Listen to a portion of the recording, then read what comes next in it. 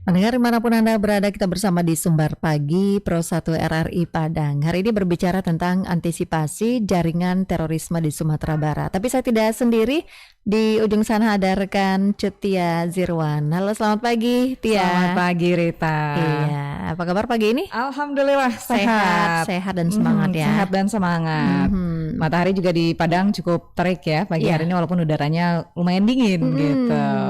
Tapi hangat ini perbincangan kita di pagi hari ini ya. Iya, ini terkait juga dengan antisipasi jaringan terorisme di Sumatera Barat. Karena memang informasi yang beredar ini, pasca informasi dari Mabes Polri ini mendeteksi ada lebih dari 1.000 anggota jaringan NI ya di Sumatera Barat. Untuk itu membahas hal ini lewat Zoom kita sudah bersama dengan narasumber kita, Tia. Iya, bersama kita ada Kabid Humas FKPT atau Forum Komunikasi Pencegahan Terorisme Sumatera Barat, Bapak Eko Yance Edi. Selamat pagi Pak Eko. Pagi Rita dan Tia. Apa kabar pagi ini Pak Eko? Baik. Sehat ya Pak? Masih puasa, Alhamdulillah. Semoga lancar puasanya. Baik, sebelum kita lanjutkan di Zoom, kita juga sudah lihat ini Tia, Pak Eko, Bapak Gus Pardi Gaus, Dr. Andes Haji Gus Pardi Gaus, MSI. Assalamualaikum warahmatullahi wabarakatuh. Selamat pagi Pak Gus Pardi. Ya, Assalamualaikum warahmatullahi wabarakatuh. Iya. Oke. Sudah lebih baik. Ya. Ada Pak Eko Yance Edri juga di Zoom kita pagi ini. Mungkin bisa saling menyapa Pak Eko dan Pak Gus Pardi ini. Iya, Assalamualaikum Mbak Ji, sehat selalu. Alhamdulillah, sehat selalu. Iya, ini kita ke Pak Gus Pardi dulu nih. Pak Gus Pardi, kan kita dapatkan informasi bahwasannya di Sumatera Barat sudah tertangkap 16 jaringan NII. Nah, Pak Gus Pardi melihatnya informasi ini seperti apa nih Pak? Ya, pertama saya tentu merasa prihatin terhadap informasi yang disampaikan oleh pihak kepolisian bahwa di Sumatera Barat diindikasikan sudah ada gerakan sesuatu yang tidak sesuai dengan dasar-dasar undang-undang dan ideologi kita. Tentu kalau seandainya itu benar, kemarin berita saya lebih dari 24 sumber berita yang ekspos tentang hal itu. Saya mempertanyakan kepada pihak kepolisian agar pihak kepolisian menjelaskan dan memberikan data dan fakta tentang kebenaran itu. Saya sebetulnya tentu belum yakin dan percaya terhadap informasi itu. Karena apa? Karena transparansi terhadap persoalan itu sampai detik ini belum diungkapkan. Lalu sekonyong-konyong dari 16 orang itu yang ditangkap, lalu dinyatakan lebih dari 1.000. Tadi dikatakan 1.125 orang terindikasi ikut kelompok NII itu. Jadi bombastisnya ini yang sebetulnya perlu kita diskusikan, perlu kita pertanyakan, karena menurut hemat saya sulit rasanya bagi orang Sumatera Barat, orang Minang terutama, bisa berperilaku itu. Kenapa? Orang Minang ini adalah orang egaliter. Orangnya tidak ada nuansa-nuansa, pemikiran-pemikiran yang sempit. Orangnya adalah terbuka. Kemudian lingkungannya juga saling memantau. Rasa kebersamaan, rasa persaudaraan, istilahnya adalah anak di pangku kemanakan dibimbing. Kemudian rasa persaudaraan, kesukuan, keminangan itu saling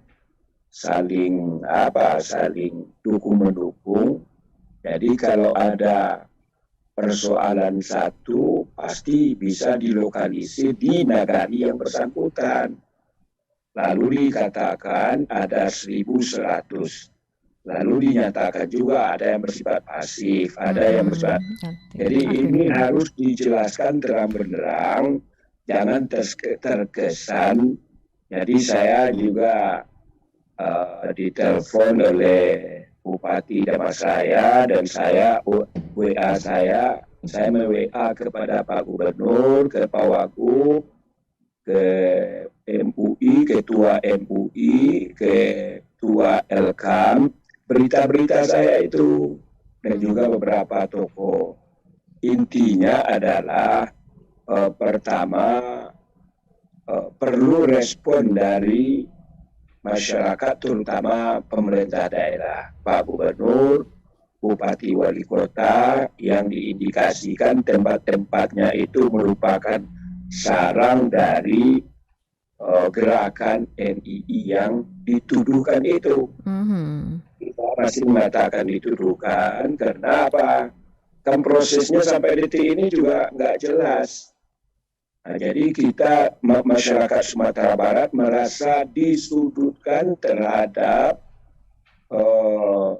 penangkapan yang 16 orang, lalu di-blow up lagi, jumlahnya diindikasikan. Ya kan bisa aja disebut diindikasikan.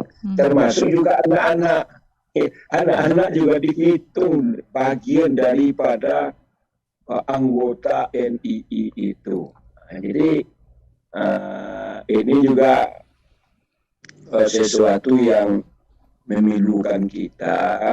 Saya sebagai tokoh masyarakat Sumbar yang ada di DPR, kemarin berita saya itu saya ungkapkan, meminta kepada kepolisian untuk menjelaskan secara transparan, mengungkapkan fakta dan datanya bagaimana, tolong dikelirkan ini. Satu. Yang kedua, saya minta juga kepada Pak Gubernur, Kepala Daerah, Bupati, Wali Kota, untuk juga meresponi kebenaran daripada informasi ini. Kita nggak perlu takut. Jadi jangan dianggap lalu kalau kita membantah atau mengklarifikasi atau membela, lalu kita yang ditakutkan oleh tokoh-tokoh ini kan seolah-olah kalau kita membela dan mengklarifikasi seolah-olah kita mendukung. Bukan. Baik. Kita adalah tegak lurus.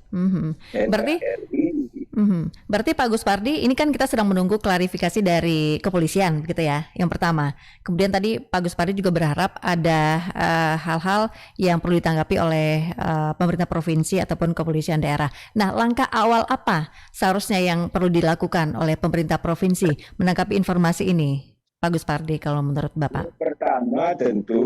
Pertama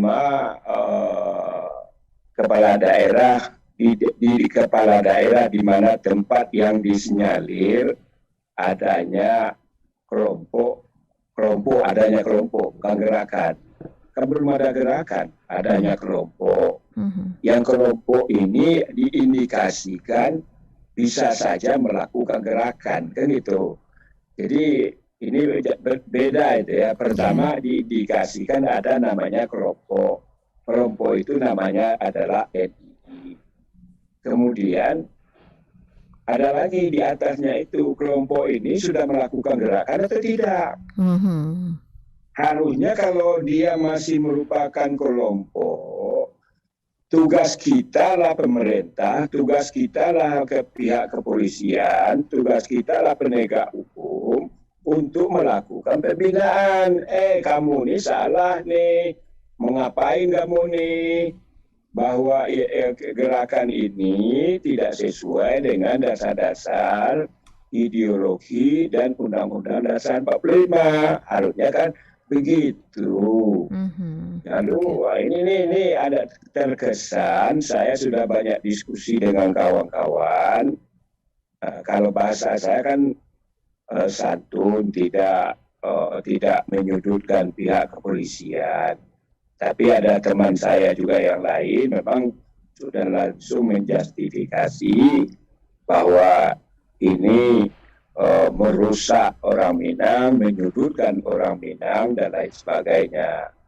Dan saya sebetulnya memahami dan perasaan itu, dan saya yakin saya berdiskusi dengan berbagai wartawan yang menyatakan bahwa kita ini disudutkan, ya dikaitkan dengan hal-hal yang kurang baik, dianggap intoleran dan lain sebagainya. Jadi harusnya kalau menurut hemat saya, kalau ada indikasi kelompok itu tidak sesuai dengan nilai-nilai Pancasila dan Undang-Undang Dasar 45, belum merupakan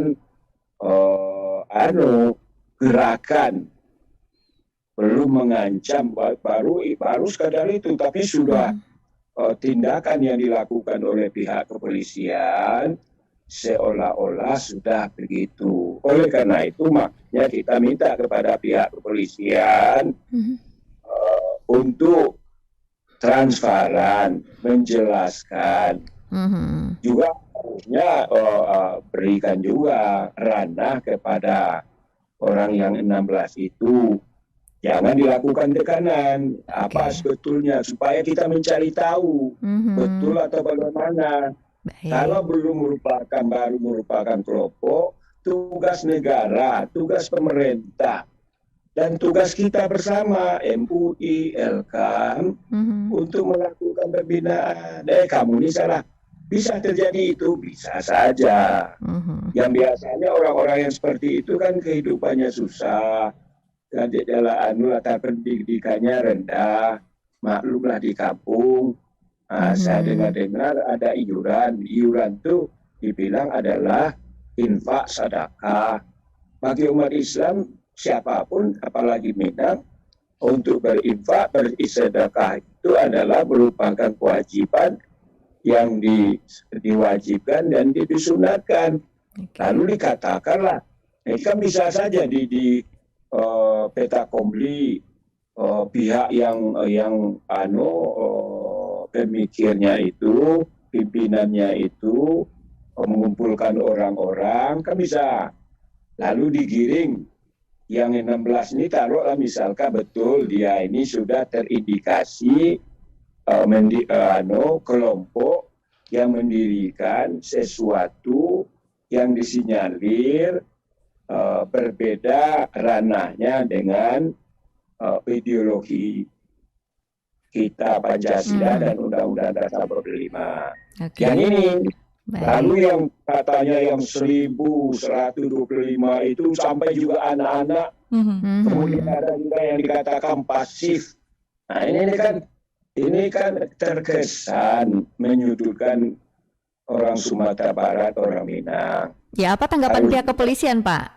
Ketika Bapak, apa tanggapan pihak kepolisian atau Mabes Polri terkait perbincangan? Saya kan hanya tugas saya sebagai anggota DPR itu mempertanyakan tindakan yang dilakukan.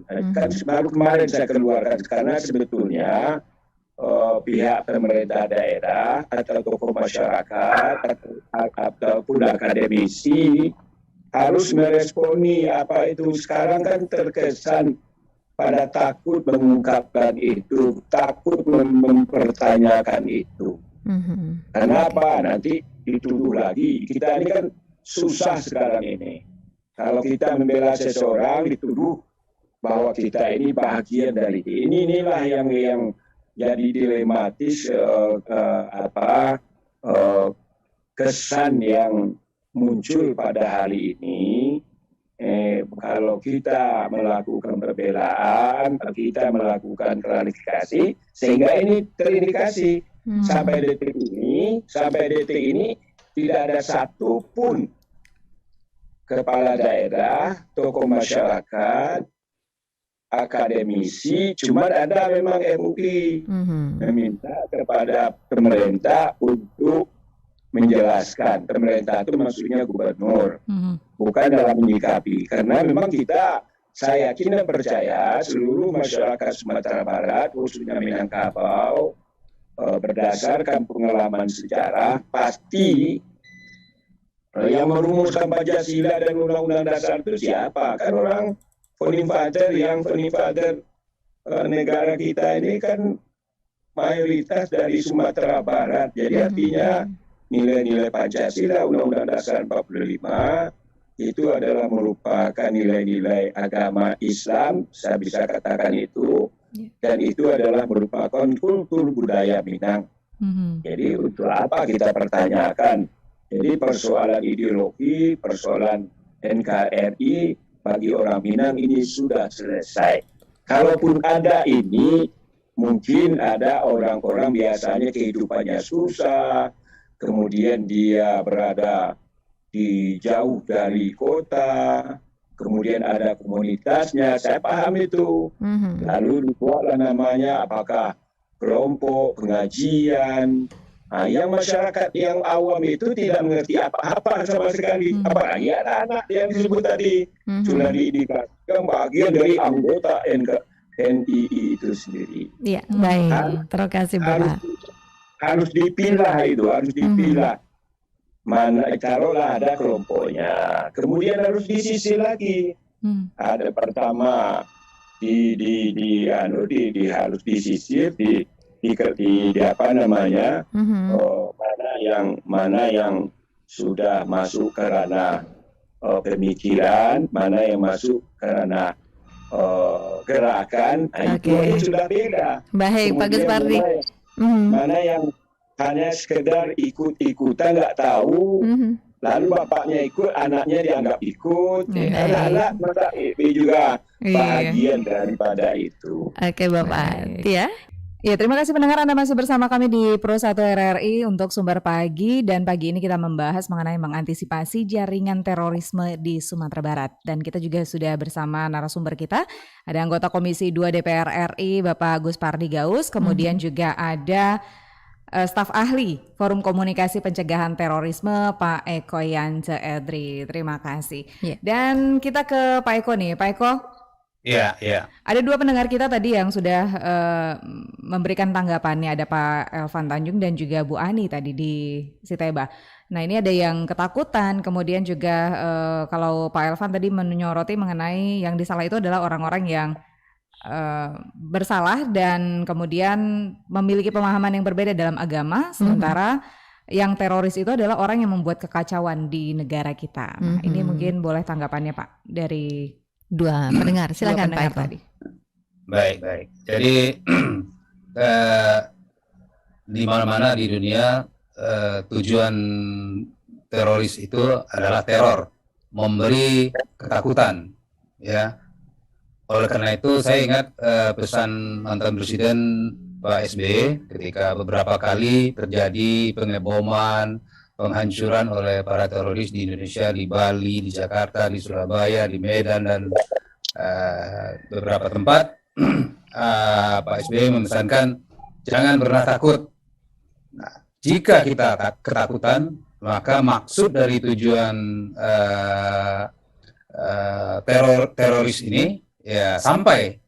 Itu maksudnya, membuat kita takut. Nah, kalau sudah kita berada dalam ketakutan, nah segala apa yang mereka inginkan bisa terlaksana. Kemudian juga bahwa penting juga kita pahami bahwa apa yang dilakukan oleh Densus 88 hari ini tentu itu karena dilandasi oleh Undang-Undang Nomor 5 Tahun 2018 yang merupakan perubahan dari undang-undang sebelumnya tahun 2003. Pada undang-undang yang terbaru itu sudah diklasifikasikan yang mana yang disebut dengan radikal dan teroris itu, ya. Pada undang-undang yang terbaru aparat keamanan diberi kesempatan untuk melakukan pencegahan. Ini karena beberapa kali sudah terjadi aksi-aksi teror yang menimbulkan korban, orang-orang yang tidak bersalah, orang-orang yang tidak berdosa, kemudian mengalami malapetaka ya, di Bali, di Surabaya, di Jakarta, di mana ya, di Solo, bahkan juga di Sumatera Barat pernah terjadi ada aksi percobaan pengeboman atau yang persisnya itu adalah pembakaran markas Polres Dharmasraya beberapa tahun yang silam. Nah, dari rentetan peristiwa itu ternyata aparat keamanan kesulitan untuk melakukan antisipasi, ya, karena kalau taruhlah mereka tahu seseorang terindikasi seperti apa gitu ya, akan melakukan teror, tetapi aparat keamanan tidak memiliki perlindungan hukum yang jelas, karena dalam undang-undang yang lama itu tidak diatur sedemikian rupa bahwa aparat keamanan boleh bertindak untuk melakukan pencegahan. Oleh karena itu di Badan Nasional Pencegahan Terorisme BNPT itu ada dua divisi, satu namanya divisi penindakan, di bawahnya itu ada Densus dan lain-lain. Yang lain adalah divisi pencegahan, seperti di KPK juga ada seperti itu kan, pencegahan. Nah, pencegahan ini sebenarnya yang untuk mengantisipasi agar tidak ada lagi pengeboman, tidak bisa diantisipasi lebih cepat. Ya, itu sebenarnya. Tapi menyangkut kasus yang kita alami di Sumatera Barat, seperti disampaikan oleh Ibu yang dari Padang Panjang tadi, kita tidak terlalu apalah ya, jangan terlalu khawatir. Yang kita khawatirkan itu adalah seperti yang disampaikan oleh Pak Uspardi tadi, penyudutan ya, penyudutan Sumatera Barat. Nah, kita juga risih juga karena yang ditangkap 16, tapi seolah-olah di blow up sedemikian rupa di Sumatera Barat itu ada 1.000 teroris. 1.000 teroris. Sepanjang yang kita amati, selama ini tidak ada sel-sel atau jaringan sel yang ada tumbuh di Sumatera Barat. Dia ada di luar Sumatera Barat, tetapi kemudian direkrut orang di Sumatera Barat, ya. Seperti itu yang saya tahu. NII misalnya oleh koordinator NII Crisis Center, mantan teroris juga, Ken Setiawan, menyebutkan bahwa NII itu ibu kandungnya teroris di Indonesia. Karena dari NII yang diklaim memiliki anggota sampai 35.000 di 16 provinsi, ya, ketika tahun 2021 belum disebut nama Sumatera Barat, belum. Ya, dia hanya berpusat di Garut, Jawa Barat dan sekitarnya, dan beberapa provinsi yang lain. Nah, dari NII itu kemudian pecah-pecah, berkembang menjadi JI, JAD, JAT, dan sebagainya. Nah, itu yang disarankan oleh Ken Setiawan agar pemerintah cepat-cepat mengantisipasi. Menurut ramalan dia tahun 2021,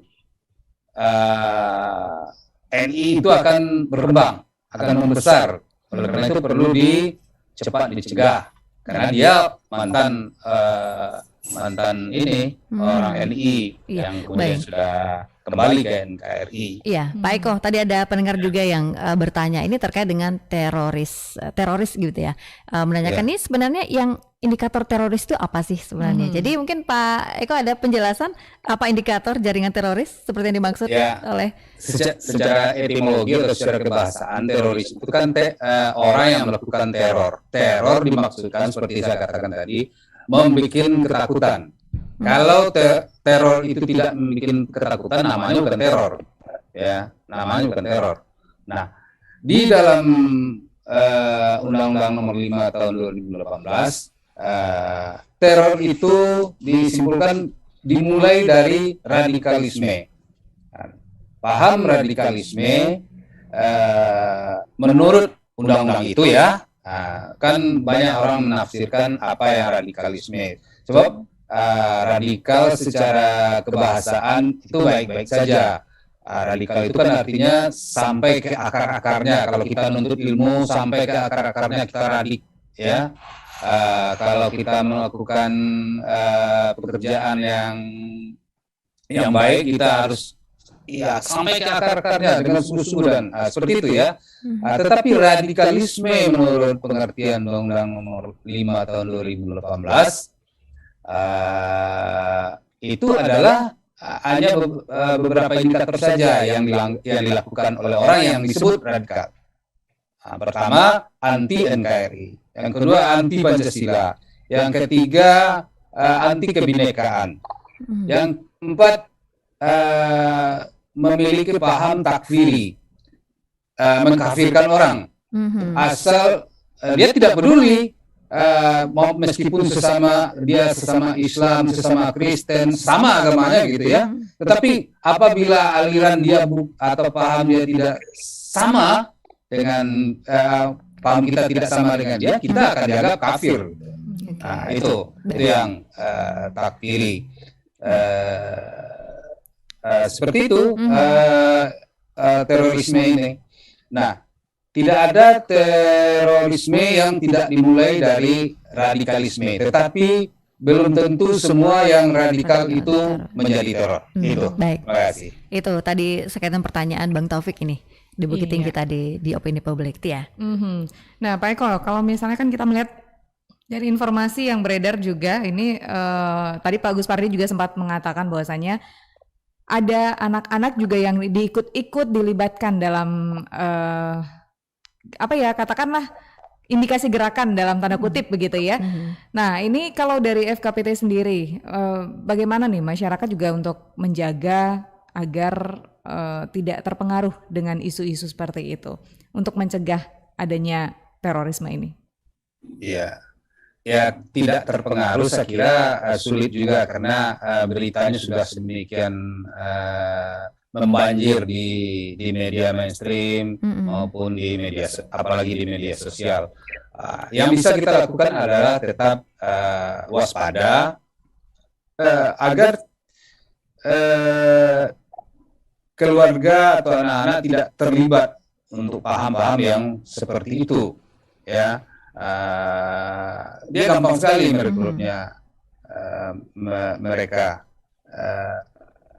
Misalnya dengan pertanyaan mana yang baik,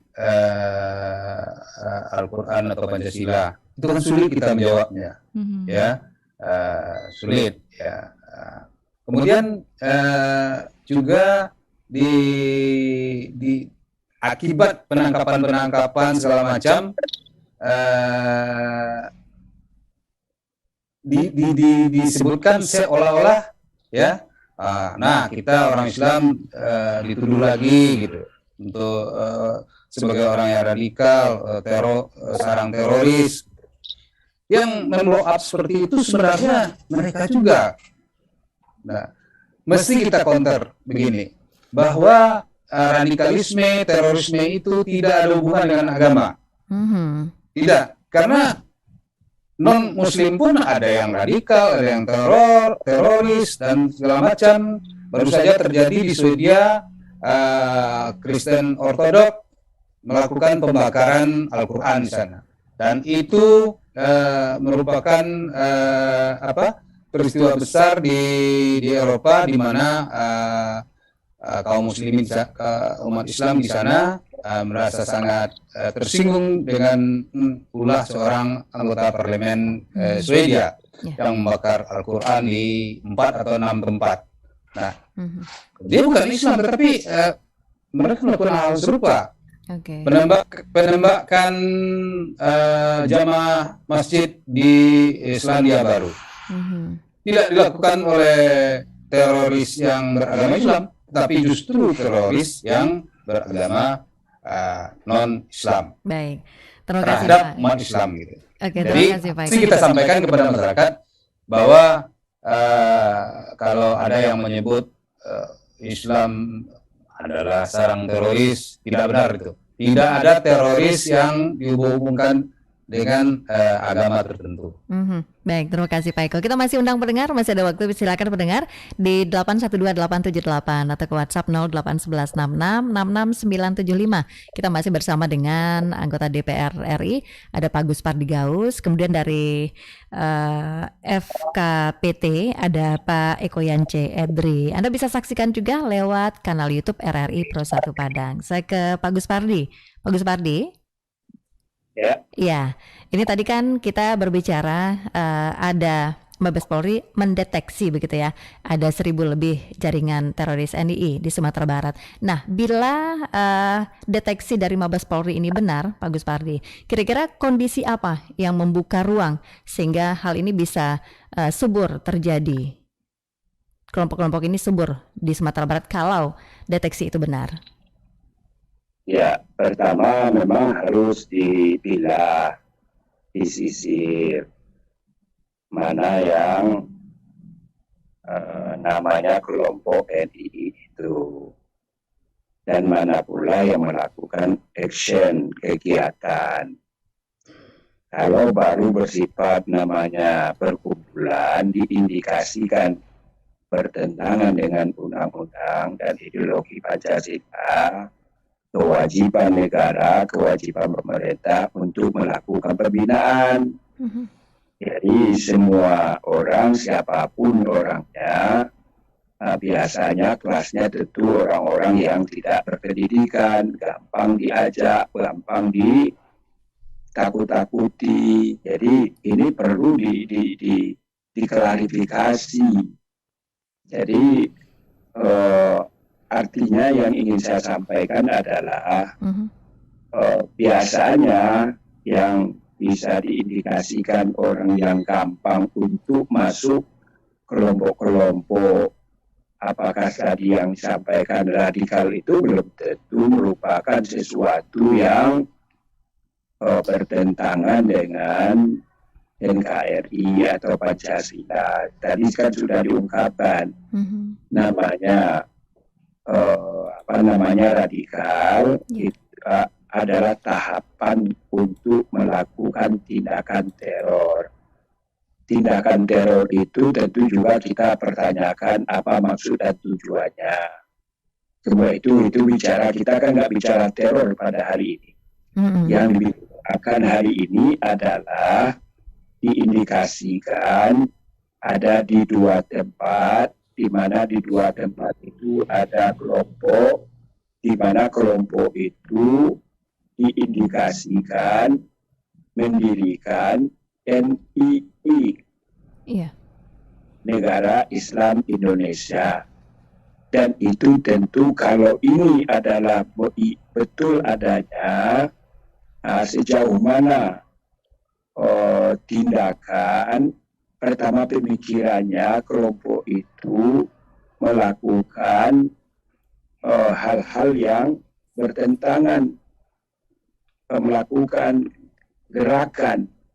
Kalau baru dia sebagai upaya untuk mengajak, artinya perlu dibilang ini adalah aktornya, ini adalah pemimpinnya. Yang pemimpinannya ini kan belum melakukan apa-apa. Dan juga di Sumatera Barat nggak ada teror. Kalau di Damastraya dulu itu kan ada kesalahpahaman, adanya aspirasi yang tidak menyambung masyarakat di sana, lalu jadi itu bukan tindakan memang melawan hukum, tetapi itu bisa jangan ditafsirkan bahwa itu teror dalam rangka menakut-nakuti. Itu hanya pelampiasan terhadap tindakan aparat yang mereka tidak setuju. Di mana-mana kemarin ini, apakah ada pembakaran ban juga, apakah itu kan juga kalau nakut-nakuti kan juga teror. Jadi perlu juga istilah teror ini kita definisikan secara jelas. Jadi kita banyak preman-preman melakukan jadi teror dalam artian apa? Memang tindakan kekerasan, nakut-nakutin orang itu adalah teror, itu pasti itu. Tapi teror dalam artian yang berkaitan dengan ideologi, ini lain lagi. Jadi memang betul teror itu apa? Nakut-nakutin orang, itu yang gampangnya. Terorisme adalah orang-orang, nilai-nilai yang dilakukan oleh kelompok-kelompok tertentu untuk menakut-nakuti orang. Itu terorganisir. Jadi teror saja itu adalah menakut-nakuti. Bentuk sifatnya tentu berbeda-beda. Ada orang yang nakut-nakutin ini minta sesuatu. Ada orang nakut-nakutin itu untuk dia itu adalah orang yang eksis, bahwa dia ini adalah lebih hebat, lebih berani dan lain sebagainya.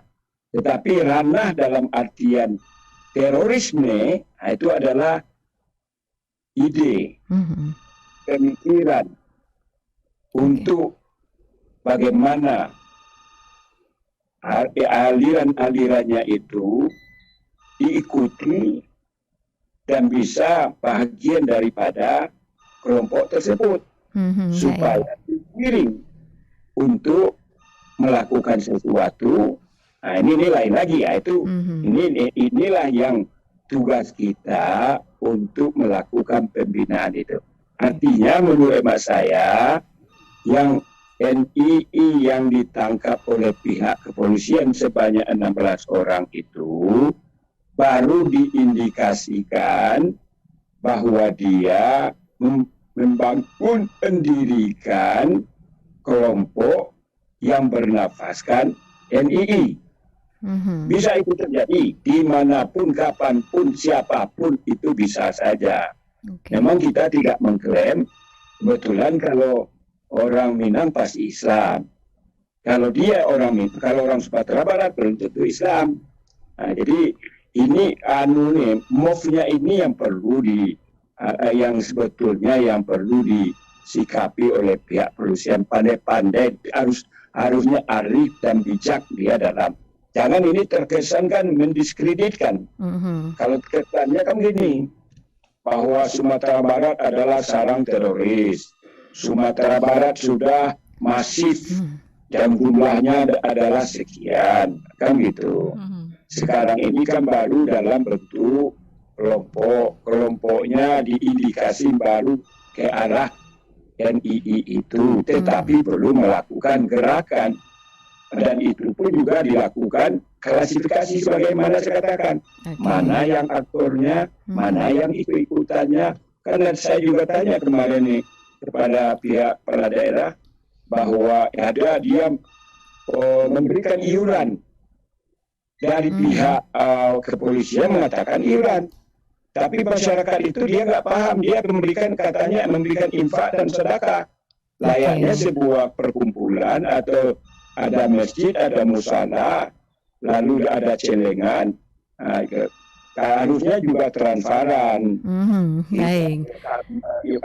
Kalau terorganisir sedemikian rupa, seperti satuan kepolisian dan ketentaraan, TNI, ini jelas, atau organisasi profesi dan lain sebagainya. Kalau ini kan masyarakat jelata, masyarakat yang tidak berpendidikan, dan dia jauh dari perkotaan.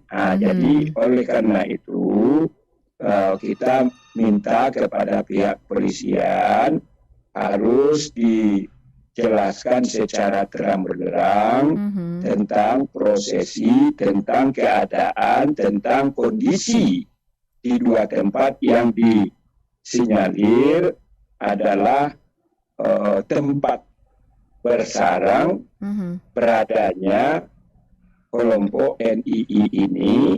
Dan juga perlu dijelaskan pula sejauh mana langkah-langkah, tindakan, kemudian ancaman yang membahayakan. Jadi masalah apa yang disampaikan oleh Ibu tadi, saya ketika itu umur 65, umur saya 8 tahun, 56 ya 9 tahun, saya tahu persis. Baik. Saya bukan di depan rumah, di samping rumah. Nah, kita kan masyarakat nggak tahu. Ada perintah dari pusat buat lubang, kemudian tutup, ada tempat masuk. Itu lalu ada tindakan yang akan dilakukan. Baik. Jadi dalam waktu tertentu masuk sana, kemudian kita dikubur hidup-hidup gitu. Baik, terima kasih Pak Gus Pardi. Tia, ini sepertinya di penghujung kebersamaan kita ya. Kita mintakan closing statement dari kedua narasumber kita. Kita ke Pak Eko dulu. Silakan Pak Eko, closing statementnya. Apa mungkin yang harus dilakukan masyarakat untuk mengantisipasi atau mencegah berkembangnya terorisme ini, khususnya di Sumatera Barat? Silakan Pak Eko. Ya, yang pertama bahwa 1.125 orang itu bukan seluruhnya menjadi tersangka. Yang ditangkap itu hanya 16.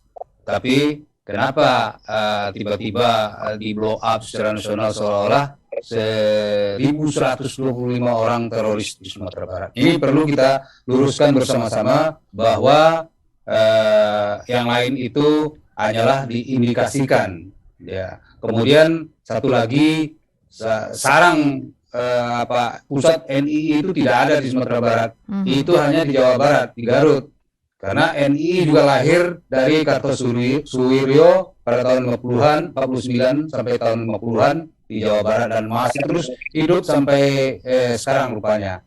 Oleh karena itu, agar kita tidak perlu memiliki masalah-masalah seperti ini yang bikin runyam, yang bikin sumber jadi tersudut, mari kita sama-sama jaga daerah ini untuk membawa anak kemenakan, kerabat, keluarga untuk tidak terlibat dengan hal-hal yang berhubungan dengan radikalisme dan terorisme ini. Itu saja. Terima kasih. Baik, terima kasih Pak Eko.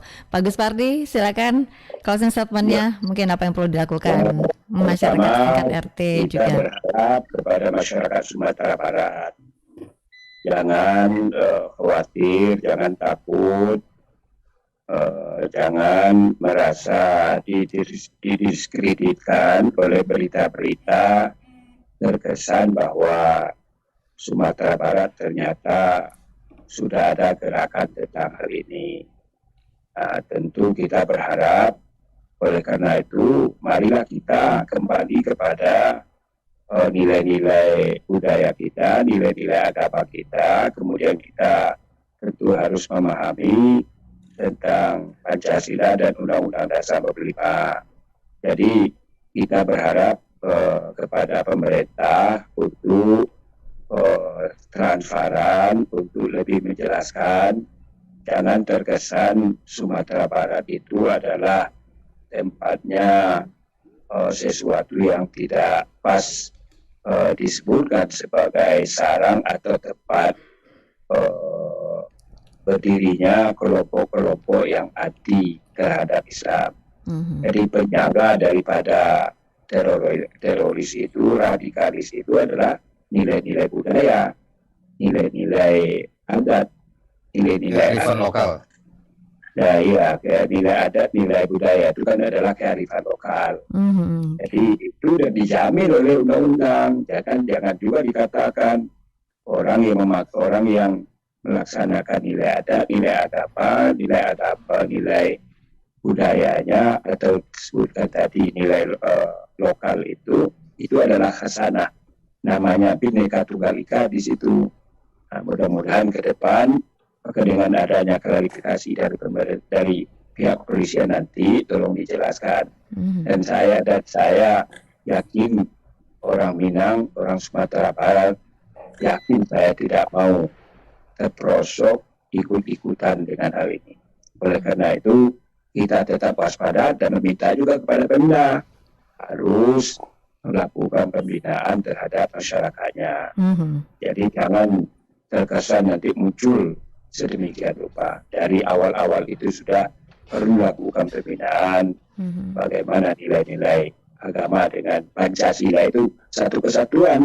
Karena Pancasila itu butir-butirnya itu diambil dari nilai-nilai agama dan budaya lokal. Barangkali demikian. Terima kasih. Assalamualaikum warahmatullahi wabarakatuh. Waalaikumsalam warahmatullahi wabarakatuh.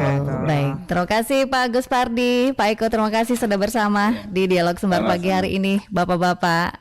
Selamat beraktivitas kembali, Bapak-bapak. Assalamualaikum warahmatullahi wabarakatuh. Waalaikumsalam.